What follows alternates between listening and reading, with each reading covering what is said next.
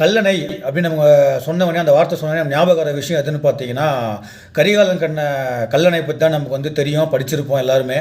But ஆனால் இப்போ நான் சொல்கிற கல்லணை வந்து பார்த்தீங்கன்னா நம்ம ரீசெண்டாக வந்து நம்ம பண்ணி ப்ரோ இன்ஸ்டாகிராமில் வந்து பார்த்தீங்கன்னா மதுரை அடுத்த திருமங்கலம் குவாரியை பற்றி வந்து ஒரு இஷ்யூ வந்து போட்டிருந்தாரு. ஸோ வந்து சட்டவிரோதமாக வந்து அங்கே கல்குவாரி இயங்குது, ப்ளஸ் வந்து அங்கே இருக்கிற அந்த கல்குவாரி ரன் பண்ணுறதுனால விவசாய நிலங்கள் பாதிக்குது, நில அதனால வந்து பார்த்தீங்கன்னா வீடுகள் சுற்றிக்கிற பகுதிகள்லாம் பாதிக்குது. இதை பற்றி வந்து யாருமே வந்து பெருசாக அட்ரஸ் பண்ணுறதுல அந்த சொல்யூஷன் கிடைக்கிறது இல்லை அப்படின்னு சொல்லிட்டு ரொம்ப ஃபீல் பண்ணி வந்து பார்த்தோன்னா ஒரு வீடியோ போட்டிருந்தாரு. நான் ஏன் பர்டிகுலராக இந்த வீடியோக்கு வந்து சப்போர்ட் பண்ணி ஒரு வீடியோ போடணும் அப்படின்ற ஒரு ஐடியா எனக்கு வந்ததுன்னு கேட்டிங்கன்னா, ஒரு 17 வருஷத்துக்கு முன்னாடி எங்கள் ஊர் வேலூர் சின்னப்பாலம் பக்கத்தில் இதே மாதிரி இஷ்யூ நடந்தது.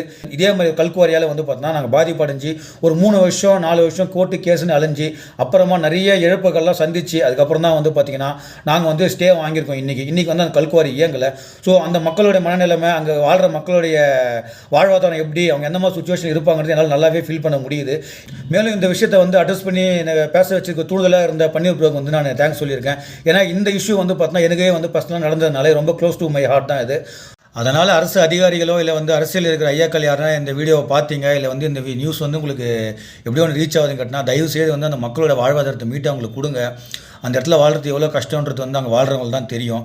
இது ஒரு பெரிய ரிக்வஸ்ட்டாக நான் உங்களை வந்து கேட்டுக்கிறேன். உங்களால் முடிஞ்ச ஒரு உதவியை வந்து அந்த மக்களுக்கு செய்யுங்க. மீண்டும் ஒரு வீடியோவில் சந்திப்போம். நன்றி.